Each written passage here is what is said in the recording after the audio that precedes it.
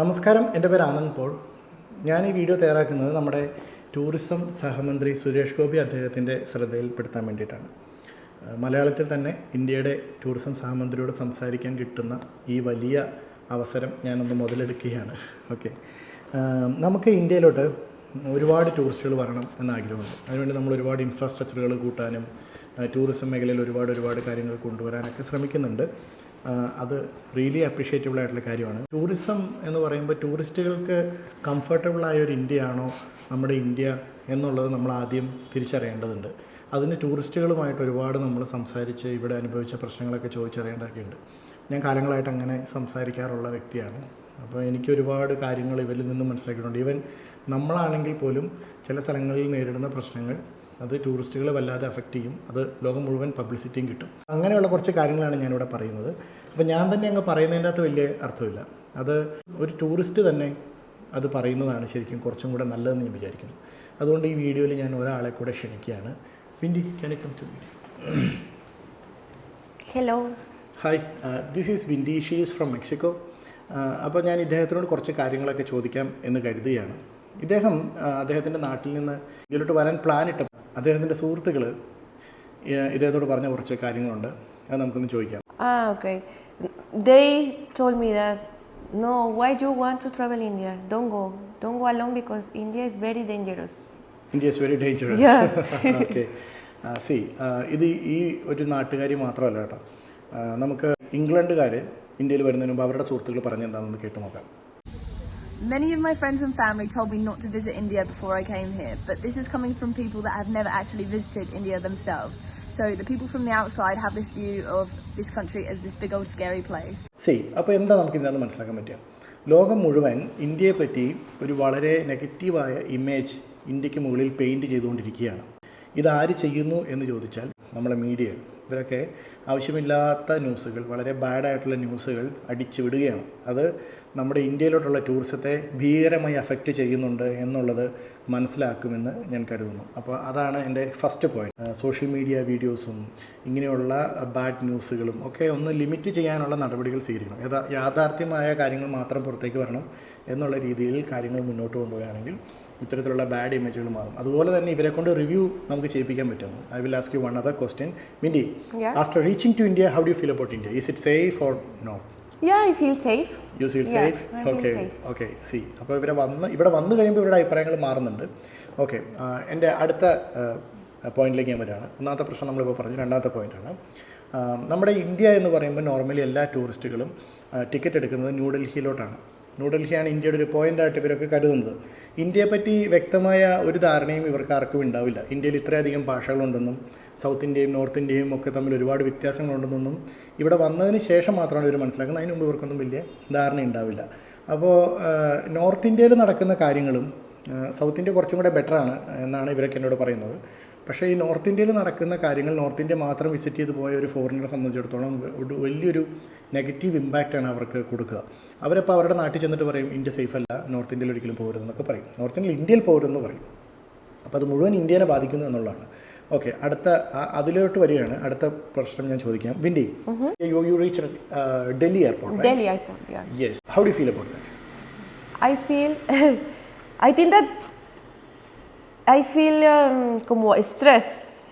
Stress? Because I think that this is a big problem for all the tourists that arrive in Delhi airport, because it's difficult to go outside for Delhi airport.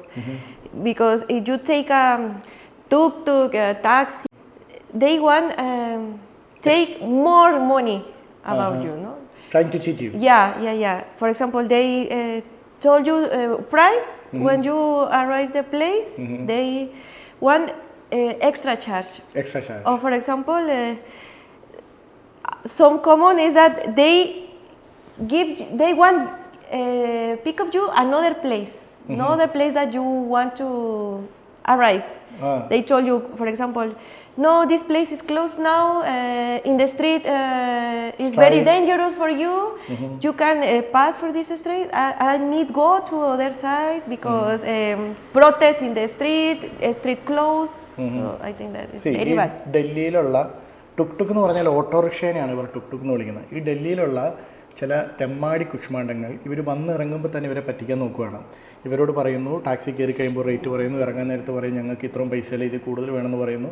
നേരെ പോകേണ്ട വഴിയിൽ വളഞ്ഞു ചുറ്റി, ഈ Google മാപ്പുള്ള സമയത്താണെന്ന് ഓർക്കണം, വളഞ്ഞു ചുറ്റി പല സ്ഥലത്തോടെയൊക്കെ പോയി അവരെ കൊണ്ടേ ആക്കുന്നു. ഇനിയിപ്പോൾ ചിലർ ഹോട്ടൽ ബുക്ക് ചെയ്ത് കഴിഞ്ഞിട്ടുണ്ടെങ്കിൽ ഈ ഹോട്ടൽ നല്ലതല്ല, ഈ പ്ലേസ് കൊള്ളത്തില്ല, നിങ്ങൾ വേറൊരു ഹോട്ടൽ തരാമെന്നും പറഞ്ഞുകൊണ്ട് അതിനേക്കാളും ദൂരെ അവർക്ക് കമ്മീഷൻ കിട്ടുന്ന ഹോട്ടലിലേക്ക് കൊണ്ടുപോകുന്നു. അങ്ങനെ ഈ വന്ന് ഇറങ്ങുമ്പോൾ തന്നെ ഈ ഓട്ടോറിക്ഷക്കാരും ടാക്സിക്കാരും കൂടി ഈ ഫോറിനേഴ്സിനെ നല്ലപോലെ അങ്ങ് അരച്ച് കലക്കി ഊറ്റിയെടുക്കാൻ നോക്കുന്നു. ഇവരൊക്കെ ബുദ്ധിയുള്ള ആളുകളാണ്. ഇവരൊക്കെ ഈ യാതൊരു ബുദ്ധിയില്ലാത്ത ആളുകളല്ല. അവരെയാണ് ഈ നോർത്ത് ഇന്ത്യയിലുള്ള ഇത്തരം ആളുകൾ പറ്റിക്കാൻ നോക്കുന്നത്. അവിടുന്ന് ഇവർക്ക് ഇന്ത്യയോടുള്ള ഇമ്പ്രഷൻ പോവുകയാണ്. ഒരാൾ പറ്റിക്കുന്നു എന്നുള്ളതല്ല, ഇന്ത്യ പറ്റിക്കുന്നു എന്നുള്ള പിക്ചറാണ് ഇവർക്ക് കിട്ടുക. അപ്പോൾ അതിന് വേണ്ടിയിട്ട് എൻ്റെ ഒരു സജഷൻ ഇതാണ്, ഇവർക്ക് വിസ ബുക്ക് ചെയ്യുന്ന പോർട്ടൽ ഉൾപ്പെടെ എല്ലായിടത്തും ടാക്സി ചീറ്റിംഗ് തൊട്ട് ഇന്ത്യയിലെ ചീറ്റിംഗ് എന്തെങ്കിലും നിങ്ങൾക്ക് അനുഭവപ്പെട്ടാൽ നിങ്ങൾ വിളിക്കേണ്ട ഒരു നമ്പർ എന്ന് പറഞ്ഞിട്ട് ഒരു സെൽ നമ്പർ കൊടുക്കുക. ആ നമ്പറിലേക്ക് ഇമ്മീഡിയറ്റ് ആയിട്ട് ഇവർക്ക് വിളിക്കാനുള്ളൊരു ഓപ്ഷനും, അത് വിളിച്ചാൽ 15 മിനിറ്റിനുള്ളിൽ നടപടിയെടുക്കുന്ന ഒരു പോലീസ് സിസ്റ്റവും നമുക്ക് ഉണ്ടാക്കിയെടുക്കുക. ഫോർ എക്സാമ്പിൾ വിയറ്റ്നാമിലെ ടൂറിസ്റ്റുകൾക്ക് വേണ്ടി മാത്രം ഒരു പോലീസുണ്ട്. നമുക്കും അതുപോലെ ഒരു പോലീസ് സിസ്റ്റം ഉണ്ടെങ്കിൽ വളരെ നല്ലതാണ് എന്ന് ഞാൻ കരുതുന്നു. ഇതെൻ്റെ ഒരു സജഷൻ മാത്രമാണ്.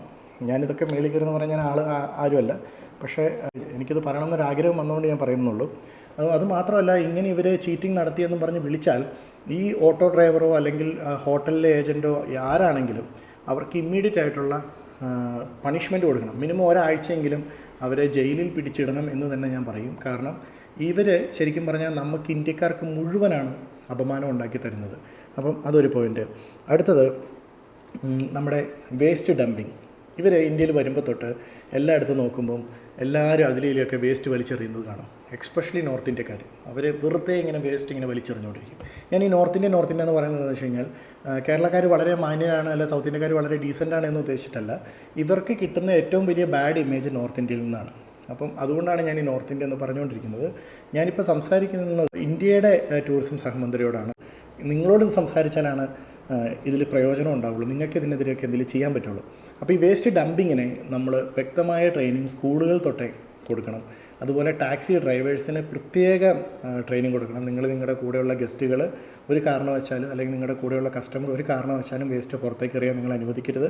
കാറിനകത്ത് തന്നെ ഒരു കവർ വെച്ച് അതിനകത്തേക്ക് വേസ്റ്റ് ഇടുകയും, ഏത് ഹോട്ടലിലാണോ ബുക്ക് ചെയ്യുന്നത് ആ ഹോട്ടലിൽ ചെല്ലുമ്പോൾ ഈ വേസ്റ്റ് അവരെ ഏൽപ്പിക്കുകയും ചെയ്യുന്ന ഒരു സിസ്റ്റം നിങ്ങൾ ഉണ്ടാക്കിയെടുക്കണമെന്ന് പ്രത്യേകം നമ്മുടെ ഗവൺമെൻറ് ഡ്രൈവർമാർക്ക് ട്രെയിനിങ് കൊടുക്കണം.